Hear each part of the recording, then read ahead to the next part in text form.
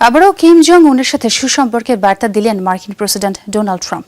কমিয়েছেন যুক্তরাষ্ট্র দক্ষিণ কোরিয়া মহড়ার পরিধি ও সময়। তীব্র ক্ষোভ ঝেড়েছেন দক্ষিণ কোরিয়ার বিরুদ্ধে। এরপরও অবশ্য গলাতে পারেননি পিয়ংইয়ং এর মন। শত্রুপক্ষ সামরিক অনুশীলনে কাটছাট করলে অবশ্য এখনই বৈরিতা ভুলতে নারাজ কিম জং উন প্রশাসন। কিম জং উনকে নিয়ে প্রশংসায় পঞ্চমুখ মার্কিন প্রেসিডেন্ট ডোনাল্ড ট্রাম্প। বলছেন উত্তর কোরিয়া নেতার সঙ্গে তার সম্পর্ক খুবই ভালো, এমনকি শিগগিরই কিমের সঙ্গে বৈঠকেরও ইঙ্গিত দিয়েছেন তিনি। একই সঙ্গে আবারও দক্ষিণ কোরিয়ার তীব্র সমালোচনা করেন ট্রাম্প। পিয়ংইয়ং এর বিরোধিতা করে যুক্তরাষ্ট্র দক্ষিণ কোরিয়ার যৌথ সামরিক মহড়া তার পছন্দ নয়, এমন কথাও বলেন।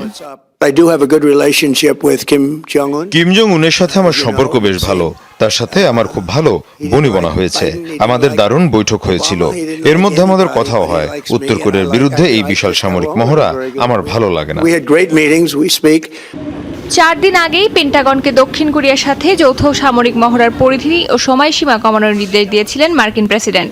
ওয়াশিংটনের আহ্বানে সাড়া দিয়েছে সিউল। 17 আগস্ট শুরু হওয়া উলচি ফ্রিডম শিল্ড মহড়া 27 আগস্ট পর্যন্ত চলার কথা থাকলেও এখন তা শেষ হচ্ছে 21 আগস্ট। যুক্তরাষ্ট্রের প্রস্তাবে দক্ষিণ কোরিয়া যৌথ মহড়ার সময়কাল, পরিধি এবং অন্যান্য বিষয়ে কিছু পরিবর্তন আনতে সম্মত হয়েছে। এর অংশ হিসেবে মহড়াটি 27 থেকে 21 আগস্ট পর্যন্ত চালানোর সিদ্ধান্ত হয়েছে। অবশ্য ট্রাম্পের বন্ধুত্বের বার্তাকে পাত্তাই দিচ্ছে না উত্তর কোরিয়া। মহড়ার সময় কমালেও সন্তুষ্ট নয় পিয়ংইয়ং। যৌথ সামরিক অনুষ্ঠানে তীব্র নিন্দা জানিয়ে কিম জং উনের বোন কিম মিও জং বলেন, এখনও বৈরিতার সম্পর্ক ভুলে যাচ্ছেন না তারা। যুক্তরাষ্ট্র ও দক্ষিণ কোরিয়ার সামরিক হুমকি মোকাবেলায় আত্মরক্ষার অধিকার প্রয়োগ অব্যাহত থাকবে বলে জানান। অস্মিতা বিশ্বাস, যমুনা নিউজ।